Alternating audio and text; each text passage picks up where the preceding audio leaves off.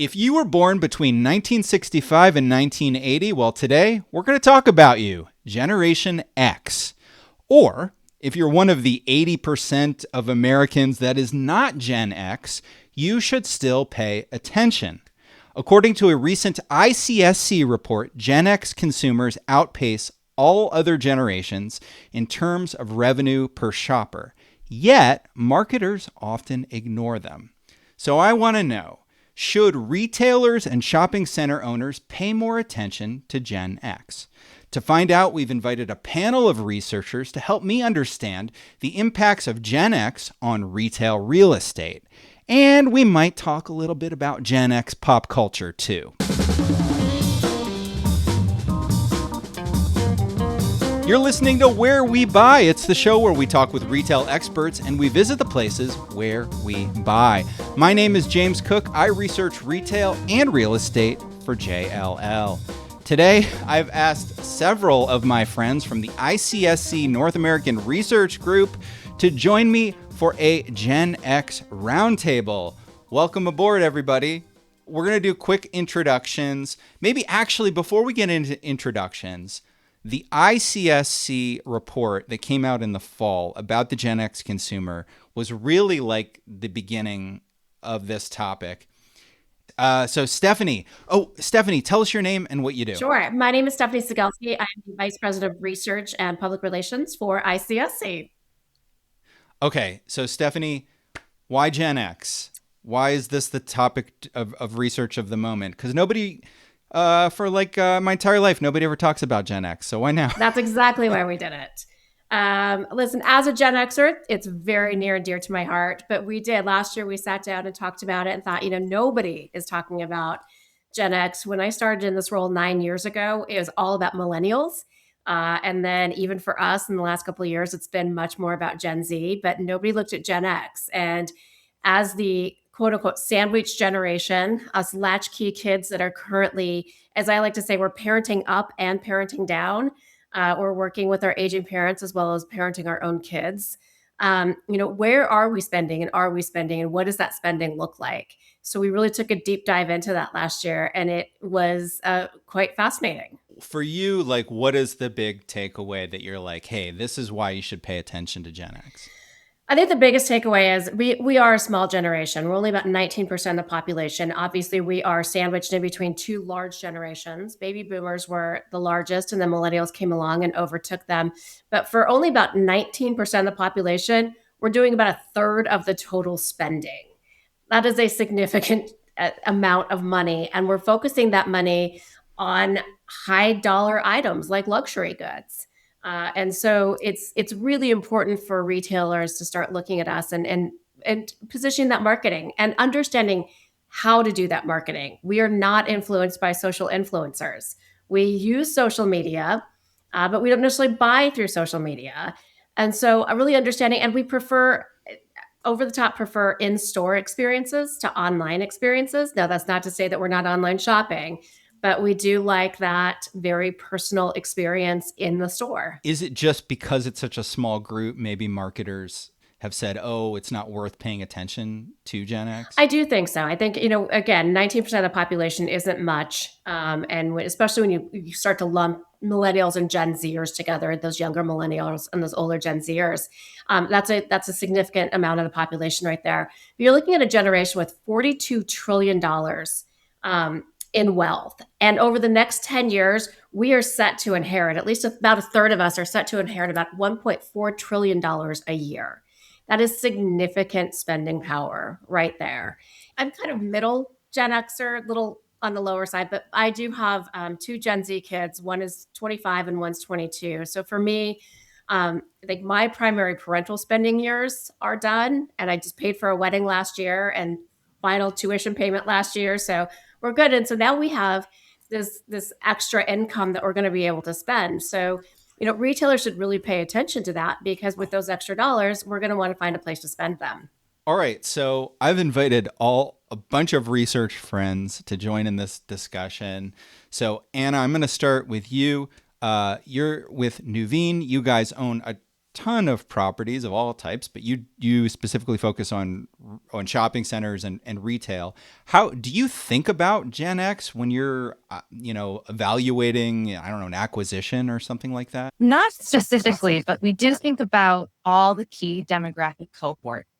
And I will say, one of the things that have really informed me about generational cohort outside of millennials and Gen Z is our conversations with retailers. And we always ask them, who's your key customer? Who is buying the most? Who are you looking to reach? Who orders the most from your online websites? Like, how can these people benefit from having a store nearby? And so I think one of the takeaways I've gotten and was one of the most powerful was a pretty fashion forward athleisure company that when you look at their marketing, it just screams younger, Gen Z. And when you ask them who their best shoppers are, it's more mature suburban women. And I think one of the reasons why is because they use the term depth of closet, which I aspire to have. And I think this means also in terms of size and occasions for shopping and occasions for wearing different things. So this demographic, PTA mom, soccer mom, full-time job, busy with active kids, active lifestyle. So they're dressing for day-to-day work. They're dressing for errands. They're dressing for comfort. They're dressing for style. And these are your best shoppers. And also this, person influences a lot of shopping in their household. So for their children who are coming of age, who aren't buying their own stuff. And I think over time, just kind of that relationship with this customer is so vitally important. And yes, that person is going to change in 10 years, but we keep her or him in mind in terms of convenience, delighting the customer.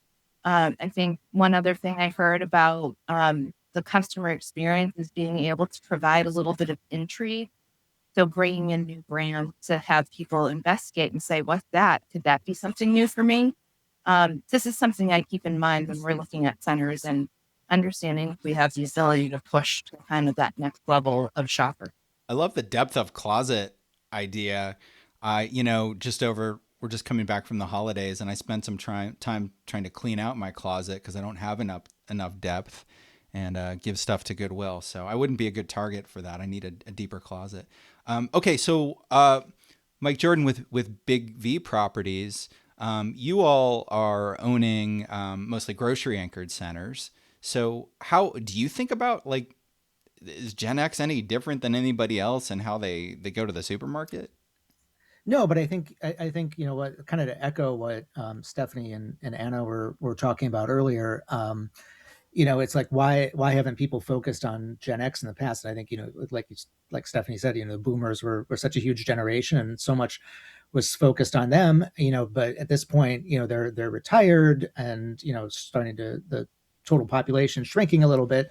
And you have millennials that are still sort of on that first sort of on the upward end of the slope. So their spending power isn't quite there. So now we're finally, after 50 years, in that sweet spot where we are driving most of the spending decisions. A lot of us either, like Stephanie, have kids that are just kind of just starting out in the adult world. I have a teenager who's on that Gen Z alpha cusp generation. So there's, not only are we driving the decisions for ourselves and what we want, but we're also, still kind of in control of, or maybe not in control, but in sort of making a lot of the decisions and the of where our kids are ending up spending money. So I mean, we don't focus necessarily on generations and ages as we look at different assets to acquire, but we do look at a lot of demographic things that put Gen X right in the sweet spot, whether that's in disposable income, housing prices, home ownership rates, all of that puts Gen X in the driver's seat in most of the markets that we're looking in. Okay, so we're talking about demographics, so we need to bring in Gregg Katz here to opine. Gregg works for, do you guys call it ESRI or Esri? From the inside, you call it Esri, right? Esri. It Yes. used to be ESRI, but yes, Esri. Okay. So Gregg works with Esri, which, if you're not familiar, is like the global leader in all things demographics and mapping and everything, right? Is that a good description? Yes, I like that. Global All right. leader, I like, and I like anything to do with maps. So Okay. you're 2 for 2 there. All right. So how do you think about Gen X when you're thinking about it from a geographic standpoint? Well, I think Stephanie hit on a couple of key things. One is that mentality of sandwich generation. And so I think it gets lumped up and lumped down in terms of, um, how it's treated, right? And being sandwiched in, and you've heard all of the stories that everybody's been talking about, my kids as well, you're dealing with parents and you're dealing with that. But I think, look, we're, as a nation, we're as old as we've ever been, and that's gonna continue. And although some boomers are starting to retire and live their best life, others are going to keep working until they're 100, 110. And with the way, with the way healthcare is, and technology is going, it's going to allow for these generations to age more gracefully and to be relevant longer. And so I think what's happened is, we got lumped in, and I think this report that ICSC did, along with a lot of the data that everyone is mentioning, is shown that there's a standalone piece to this that really needs to be looked at. And I think, the influence that Gen X has, to me, is probably the biggest piece. And that's, it doesn't necessarily show up from a demographic perspective, although it may on the income side, but the influence, because again, you're influencing down and you're influencing up, and you're having to look at both sides of that. So I think it's been tough to maintain an identity, although I think everyone on this, on the screen would say we have an identity and here's what our identity is, but it's been tough outside of that to maintain that identity because people try to group us in. I do think it's interesting with life events happening later.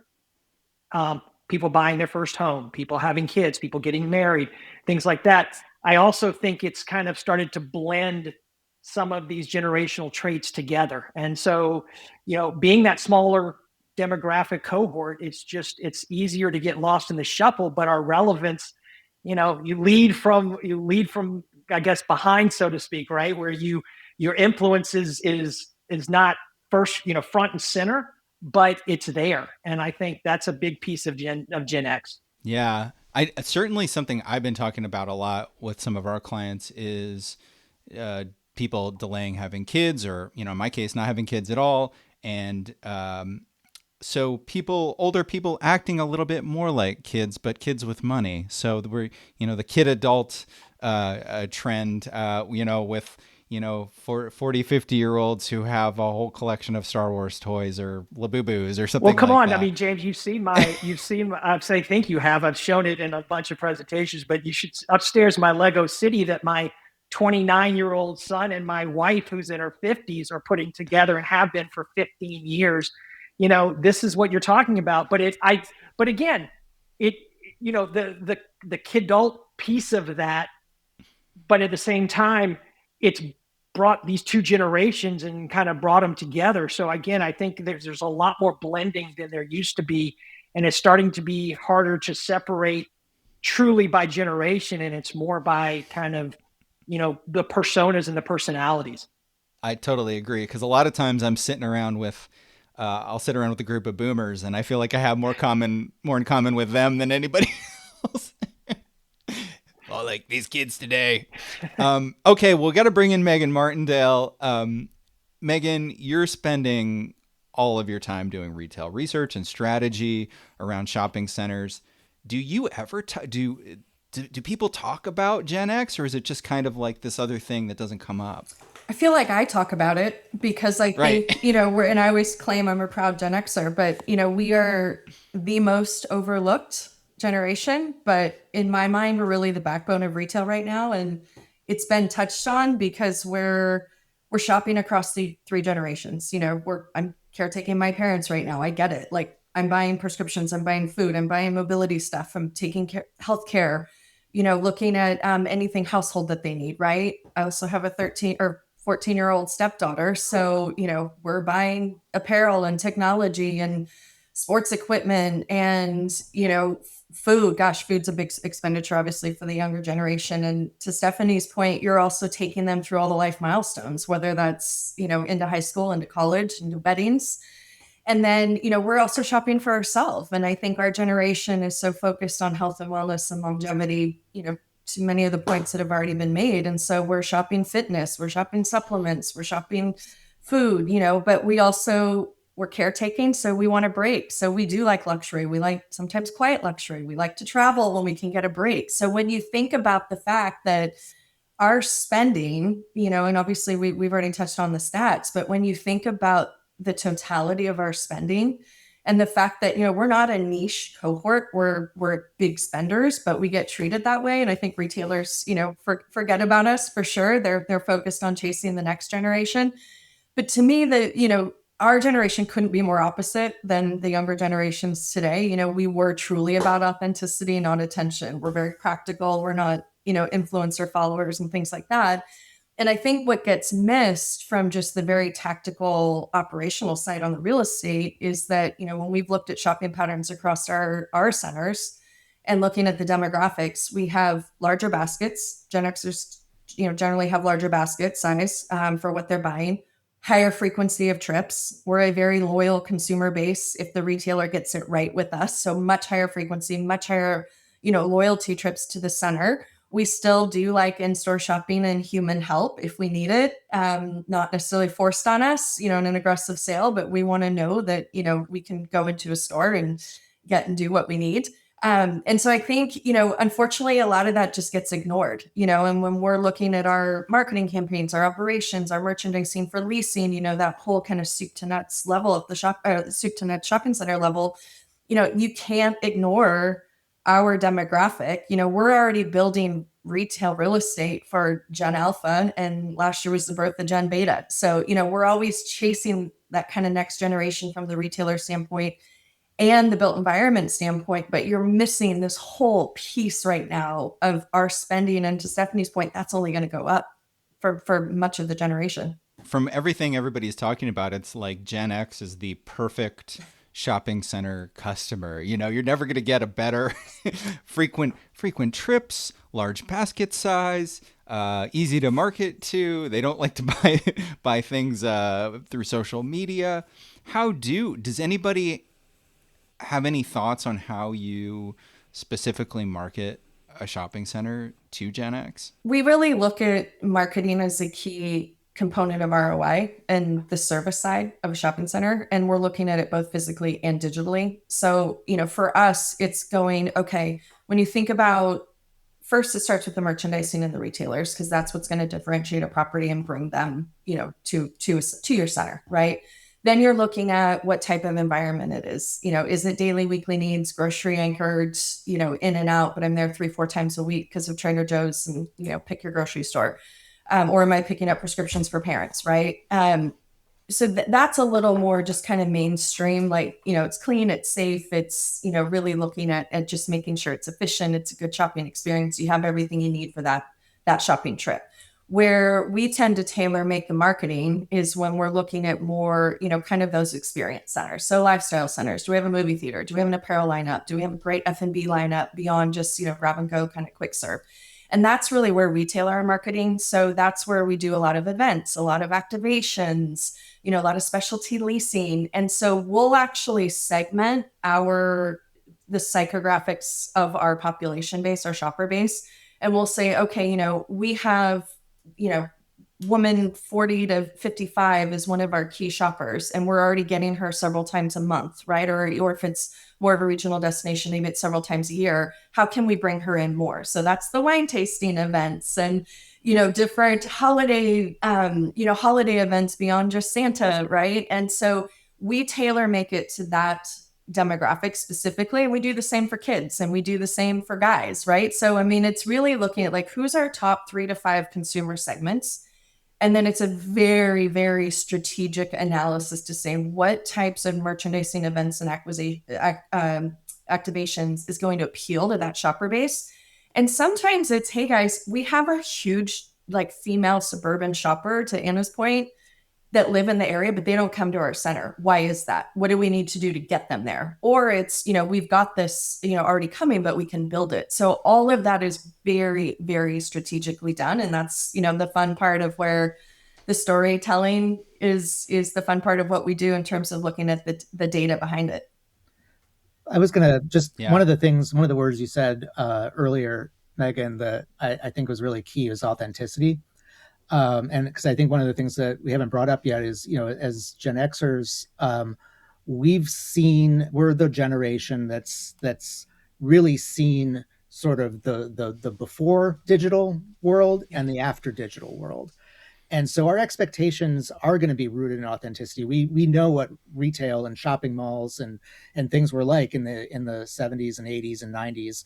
And so we're attracted to those experiences. I mean, there's so many times I've walked into a store, and I won't name names, but you can see that merchandising quality and that creativity and that excitement is just lost. And so I think when you're talking about marketing to Gen X or merchandising, more importantly to Gen X, it's making sure that the in-store experience is still, you have to have a kind of high standard. I think. I mean, listen, I'm going to add on to that because we were the Sears catalog, the Montgomery Ward catalog kids. I mean, that came at Christmas, and you sat down for hours pouring through that. So I think, that is an authenticity thing. We like it simple. And to Mike's point, I mean, we grew up without computers. We definitely grew up without, a digital device constantly in our hand.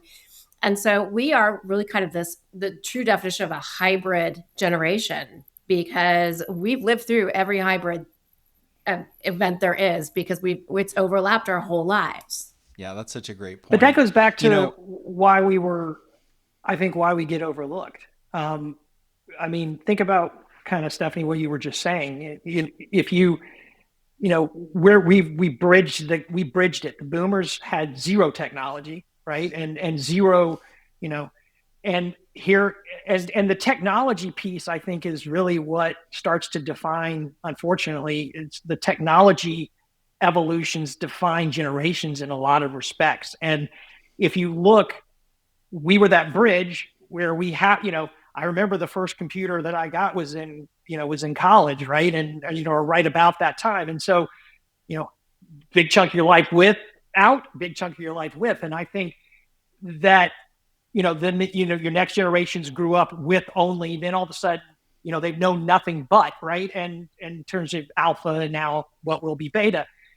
And so I think because we bridged so many different things, we bridged even into the online shopping and even into all these different things and how we look at experiences and to that word authenticity. And so all of this bridging, I think, helps unfortunately gets us a little bit lost in all of this conversation, because we can go both ways. So I think it's easier for marketers and everybody else to try to group us up or group us down versus looking at us in isolation. I mean, listen, we're very familiar with Amazon when Amazon was a book company and putting bookstores out of business. I mean, that's how long, we've been around. And Gregg, that's a fantastic point, because I think we do get overlooked because it's either you knew it or you didn't, but we know all of it. Well, that's a great example. Stephanie, that's a great example, the Amazon, and we all read they were the first example of they're putting the bookstores out of business, and yet who is one of the biggest takers of space in the shopping center industry right now with Barnes and Noble. So I don't think it's a coincidence that that's happening at the same time that Gen X is finally flexing its spending muscles. That's what I love about Gen X, is that we're a blend of nostalgia and modernity. So it's we want the nostalgic experiences, right, of buying a book, but yet, we want modern convenience. And I think that's why, I think that's the fault of both of the retailer side and the real estate side to overlook us, because we are that perfect hybrid omni-channel. We're like the OGs of being omni-channel because we've adopted technology and online shopping for the convenience factor. And I mean, trust me, I bought more on Amazon than I ever thought I would, because my parents don't live near me. And so guess what? When mom or dad needs something, Uncle Jeff is shipping something directly to their house the next day, and it saves me from having to get in the car and drive several hours or get on a flight. So, I think that's that kind of blend that's so important is that we were the bridge. It's why we get overlooked, but it's the single most important factor in my mind as to why we shouldn't get overlooked. Over the holidays, I was watching the big Stranger Things finale, which is like peak Gen X nostalgia, mostly for people who weren't alive then. And I was thinking, we are at peak Gen X nostalgia. Like, there's like right now, New York Times ran a big piece about Gen X being the greatest generation. I don't know if that's true or not, but and then today I open up the news, and Mike, Barnes and Noble is doing a big 30,000 square foot box on State Street in Chicago, which was like, when I was in high school, that was the thing. Like, Borders opens up these huge things, it's funny, and all that. When I first moved to Chicago in 1999, my first job here was at the flagship Borders on Michigan Avenue, which is long gone. Obviously, Borders itself is long gone, but even that store was gone before that. And yeah, now the bookstores are returning to downtown Chicago. I'm sure there's more examples. This is just, I'm kind of making this thesis up on the fly that, you know, as there's Gen X nostalgia in pop culture right now, that it's probably in retail real estate as well. But I'll have to, certainly the design and the offerings at a lot of clothing stores right now are very, very retro. So that may be it. Stephanie, were there any big takeaways from the research? Like, was there advice in the research pieces? Hey, okay, so we've recognized this is an important group. Any advice on what to do next with that? I think the only real advice, and we're not in the business of advising. It's, you know, because we're trying to appease a lot of different stakeholders. But I think the biggest thing is that it's an opportunity that's being missed if you're not actively doing it. Now, I've actually had people come up to me and say, "So how do we do it?" And I don't know. That's for you to figure out. But I actually had a gentleman at our New York event in December come up to me and say, "Oh my gosh, I'm taking this back to my marketing people. I had no idea." And so really just sort of drawing attention to it and saying, this is a significant opportunity at a time where, and I got like 2025 is going to be another great year of retail sales. And a lot of the talk around that, and rightfully so, is that you're seeing, you know, those top income earners doing the bulk of the spending. Those lower income earners are tapering off because of expenses, you know, to I think it was Megan's point about groceries being expensive. They are expensive, but you have an opportunity with this generation because we are sitting on so much money to really tap into that. And if you're going to lose customers from one segment, here's a great generation to tap into to replace that revenue. One thing I wanted to piggyback off of what you said, James, about we're at peak Gen X nostalgia. And I think there's a sort of, and now granted, as Gen Xers, we kind of had to live through boomer nostalgia, quite a bit of it. But I have nostalgia for boomer nostalgia. Yeah, it's crazy. You know, the Wonder Years, you know. Yep. Stand By Me, we just watched that last weekend. But I was thinking about when you said that, I was thinking about it a little bit. And I think one of the things that you're seeing with Gen Z and Gen Alpha is, as their lives have become, you know, so focused around their screens and their devices and their, you know, and those aren't going away, but they look back at, you know, our pre-device, our pre-digital world with a lot of fondness and sort of like they missed out on something, right? And so to the extent that you can market to Gen X and those certain trends in Gen X, you're probably also going to capture a lot of Gen Z and Gen Alpha consumers as well, who want to kind of, you know, integrate some of that pre-digital stuff into their lives. I think you get into, from a takeaway perspective, you get into the importance of placemaking. And, you know, from a real estate perspective, I think where you can create the enjoyment, retail, and the mix that creates place that is multi-generational, I think that's the big takeaway. Because I think going back, I mean, we keep talking, you know, we said, you know, the overlooked or the forgotten generation. And, you know, look, if you're a marketer, you're going for lifetime value.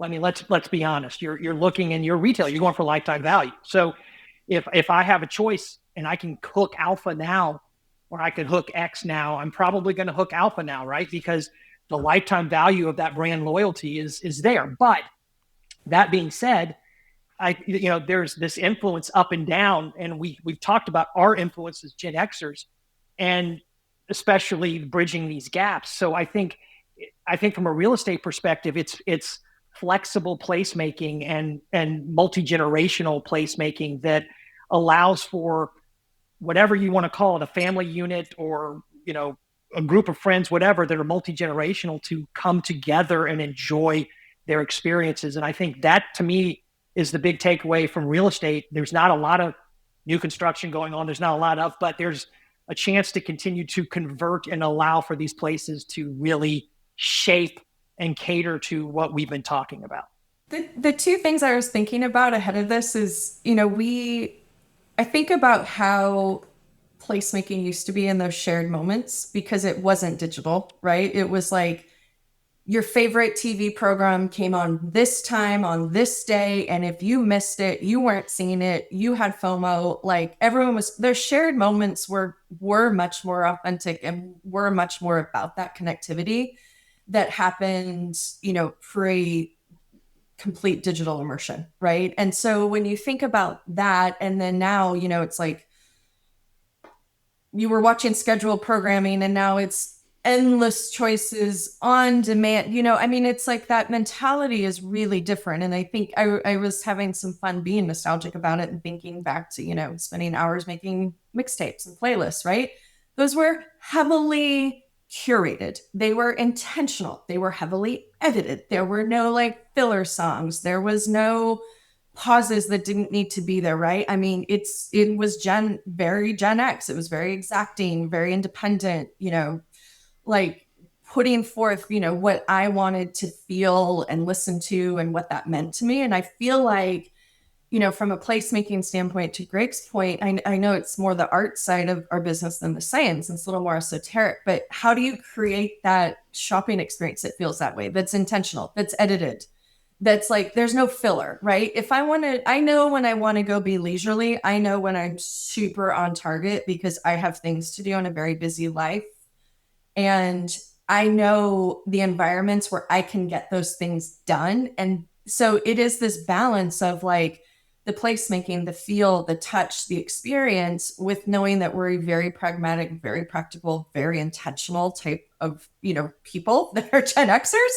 And so it's also how do you get that efficiency in that laser focus without sacrificing the feeling to it? And I think, as shopping center, having been a shopping center and mall owner in my past, working for those companies, to now, third-party property management, marketing, leasing, all of those service lines. That to me is the magic bullet of how do you balance that art and science, and how do you say, okay, this generation wants this experience, this generation wants that experience. And to build that lifetime loyalty, you're capturing them at different life stages. So that's the complexity of what retail is. And I think what largely gets misunderstood when you're looking at our shopping centers and the success of those. Well, and Meghann, I would add on, because I think one of the themes in what you were talking about was the simplicity.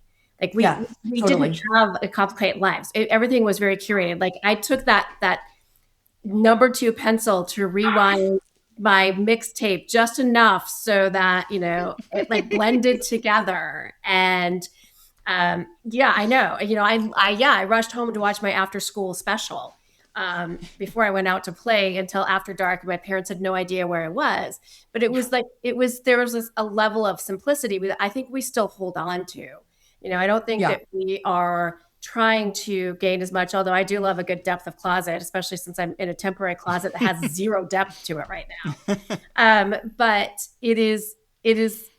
there is something, and maybe it is a nostalgia thing, but I think that generations right now, they have so much information coming at them all the time. They so if you're looking at how to attract Gen X, you may want to err on the side of simplicity. Yeah, we show up without the spectacle. We're not, as a generation, a lot less spectacle than what you see today with influencers and, announcing every step of my life on a daily basis. Yeah, I mean, we were just hopeful that the film and the camera got developed properly, and didn't get exposed at some point, so that we could actually see those pictures from our vacation 2 weeks later. You know, I was thinking the cassette tape is the perfect metaphor for the Gen X generation, because the sound quality wasn't great. It was pretty good, but it was analog and it was really durable. Like, it would be on the bottom of the car for like 6 months, and you dig it in, then find it and play it, and it would still work.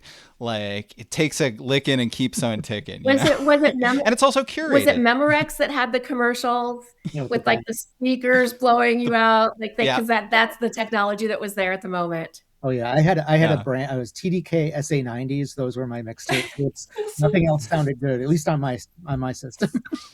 And for those that don't know, 90, that was 45 minutes on each side of that tape. Yeah. I used to take out CDs or records even from the library, and I would take a 90-minute cassette, and I put one album on one side and another album on another side. On the other. Yeah, when CD players in the trunk of your car was like super high tech with a detachable face, it was like, that was luxury in my Jetta. Oh my gosh, the CD player in the trunk of the car, like a 6-disc changer in the trunk of the car, man. You were like a baller if you had that. Yeah. Okay, so we're now officially into the pop culture portion of our show. So I pulled a couple of records here, and I'm going to start with the opener, which I think is probably the number one for me. Like, if I was going to pick one album of my childhood, it would be Michael Jackson Thriller right here. I don't know. What do you guys think? Is that a good opener for our Gen X mixtape? I think so. Absolutely. My cutoff of this is probably PYT, which is not anybody's first cut, but that is my favorite song on here. Well, I'm looking at this. I love all these songs. Listen, I loved a good record. I mean, that thing was done, and you had to go flip it over physically too. Like, and then like when I hear "Beat It," I know. Oh, that's side two. Yeah. Side two. Well, and records are back. Back when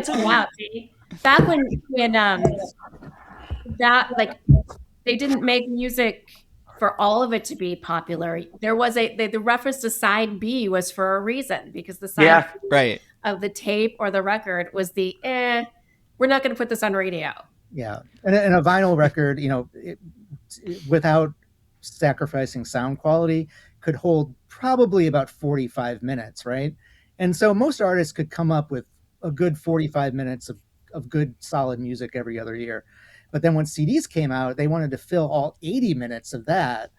And then, they would also raise the prices. By the late 90s, the list price on a CD was like $17.99, which in today's dollars is ridiculous. And you had to buy the whole album. You couldn't buy one song at a time. Okay, I'm gonna share. I got too many. I have too many to share. I'm gonna share. What am I gonna share? Oh yeah. Okay, this one is probably going to resonate with most of you. Oh my gosh, yeah. This is Free to Be You and Me with Marlo Thomas. Wow. Yeah. This is a few years, I was probably jamming to this one a few years before Thriller, but I don't know if the kids even know about this one, Free to Be You and Me. I just had an education session with my stepdaughter, nieces and nephews about what Free to Be You and Me was, because one of them came across a reference like on TikTok or something, and they were like, "What's that?" That and Schoolhouse Rock. Yeah. Yes. Same universe for sure. Okay. One more, and then I'm going to let somebody else share a little bit. We Are the World. We Are the World action right here. That was the most feel good, other than like Farm Aid. Like, that was the most feel good moment. Right. Well, there was a whole, you had Farm Aid, you had Live Aid, which was right around that time. We Are the World. And I think the one that actually was first was in England, Do They Know It's Christmas? Which is still a great song to listen to at the holidays. Okay. And I have a few others, but let's go into somebody else. Who else wants to make some suggestions for a Gen X mixtape?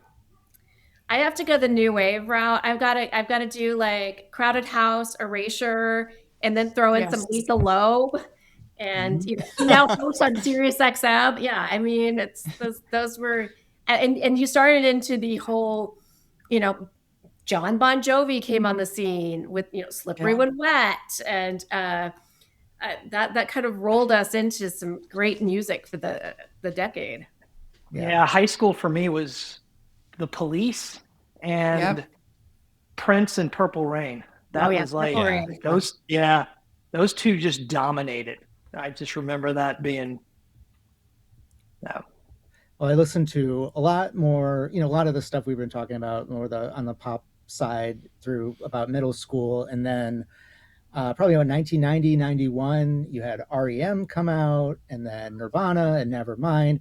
And then my whole thing was I wanted to, I was like, oh my God, there's this whole world of music that nobody knows about. It's all amazing. And so I started listening to college radio. I would program my VCR to record 120 minutes on MTV Sunday nights at midnight. Then I'd come home from school on Monday and watch it and figure out which bands I liked from that.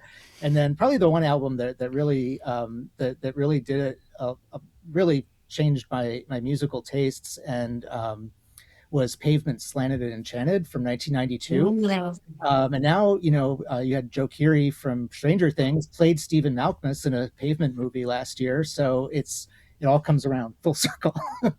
Wow, MTV, you think about it, because it just shut down and without any fanfare, whatsoever, right? So it just kind of going back. I mean, we all went to run to the TV to see the latest music video, and it's it just went. It was just like an afterthought. It's kind of crazy. I mean, suddenly Adam Ant is dropping a new video tonight. We got to watch that. Oh yeah, they have before they played the world premiere video, there was a whole graphic. It had this dramatic music, spinning around. You're like, ooh, what's this going to be? I know. You looked forward to seeing Downtown Julie Brown and all the VJs on VH1 because you couldn't just get it on TikTok at at midnight on the 13th.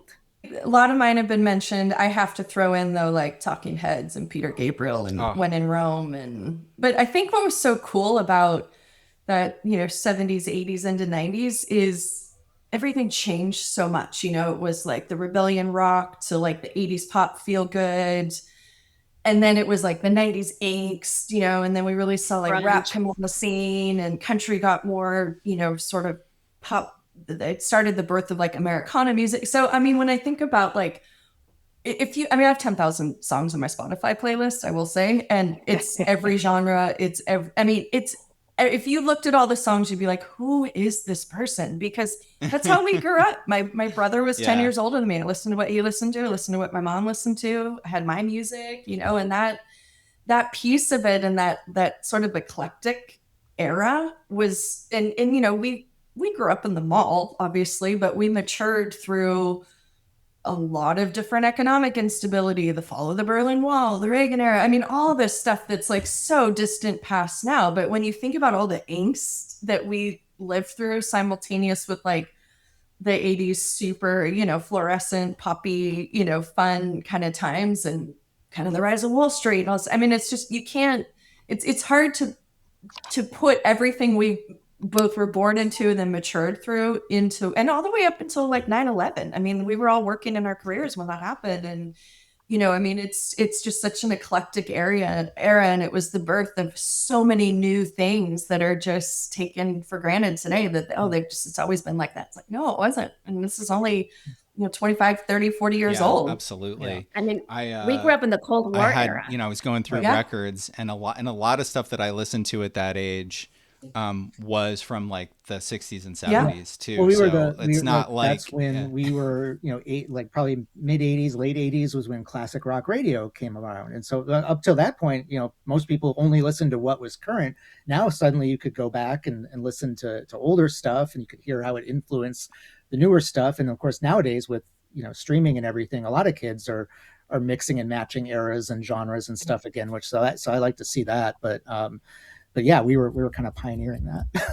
Yeah, and Meghann, you mentioned hip hop coming about a lot. I listened to a lot of that, but it was all on tape, right. So I don't have any records here to share right now. Yeah. But Run DMC, Raising Hell, and Tougher Than Leather, Public Enemy's Fear of a Black Planet. There's so many amazing albums. Digital Underground was big from like there's a million De La of them. Soul? Beastie Boys was huge. Yeah, Oh, that I still listen to that album all the time. So we got to put we should make one film or television recommendation perhaps while we're on the topic, because we have like a couple of minutes left. Is there so tough to do, but what's one iconic Gen X movie that you would recommend? Anybody? 16 Candles. Classic. Not all of that ages well, though. I recently revisited it. But you'd be canceled for. Like, but listen, it's a lot. That's so true. Like, we grew up at a time when there was no cancellation. I mean, you go back and watch Blazing Saddles. Or Golden Girls even. Well, yeah. I mean, Golden Girls, yeah. Yes, a lot of those movies would not fly now. Mm-mm. Yeah, well, we just I don't know, this would be my pick, but we just rewatched Stand By Me last weekend, and great movie. Takes place in the 50s. So not only were you kind of like doing stuff that was acceptable in the 80s, but they were kind of even like maybe getting a little bit edgier as to stuff that was acceptable in the 50s.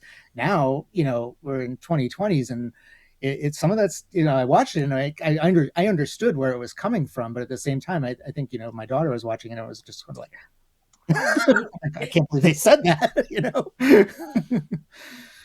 Yeah. I'm going to say Breakfast Club with the Don't You Forget About Me iconic scene, but I'm also going to say Anything, because John Cusack with the boombox scene that's the epitome of how we showed up. We showed up to say a message. It wasn't with a lot of spectacle. It wasn't with a lot of announcement. It was like, I'm here to say something. And Peter Gabriel is still getting residuals on that song. 100%. Yeah. In Your Eyes is still an amazing song. Yeah, I got to go with that whole run of John Hughes movies. What are there, like 5 of them? Yeah. I think Ferris Bueller's Day Off was, no. 16 Candles I probably have seen a million times, but Ferris Bueller's Day Off comes in a very close second. 100%. I don't know if anyone remembers is anybody this not one, giving it? But this would probably be my quintessential 80s movie pick, Real Genius. Does anyone remember that? Oh, love it. With Val Kilmer. He was Val Kilmer. He was kind of like a goof off at a very, very prestigious science, like an MIT type college. And there was a young kid who was like a 13-year-old or 14-year-old or something that was like so smart he got into college early, and there was a lot of Cold War overtones to that. But my favorite thing, and spoiler alert to anyone's ever seen it, was one of my favorite scenes in all of cinema. They wanted to get revenge on this really evil professor, so they filled his house with popcorn and had a laser shoot at his house, so the entire house explodes with popcorn while the song Everybody Wants to Rule the World by Tears for Fears. It's the most beautiful scene of 80s cinema to me. Classic. So talk about one that wouldn't it. fly today. Trading Places. Yeah. Oh yeah. Oh my gosh. Yeah, there's some cringe stuff in that, but overall, I haven't seen it in at least 10 years. Yeah, so that was another one I had on tape. I remember that one, and I remember Dead Poets Society. Those are the two that stick out. Yeah, that's still a beautiful movie. Mm-hmm. Yeah. Well, I will say my husband's Australian, and so he never watched the Golden Girls, and we have rediscovered it. And the fact that they are all supposed to be about my age now, maybe 5 years older, is shocking. And the stuff that gets said, I mean, you talk about cancel. It's like reruns on Saturday, Sunday morning, and I mean, he cracks up over it. But he also can't believe like some of the humor because he never saw it. And I think of my grandma watching it, and 90% of the jokes went over my head when I was a kid. But now as an adult, I'm like, oh, these ladies were feisty and kind of risque. Yeah. There's a great picture that's been making the rounds online that I've seen where it shows a picture of Wilford Brimley, who's like the quintessential old man that even in our generation, we just thought of him like as 40. And he was like, 49. And then there's a picture right next to him, Paul Rudd, who's 52, who looks probably younger than all of us. I know. No offense.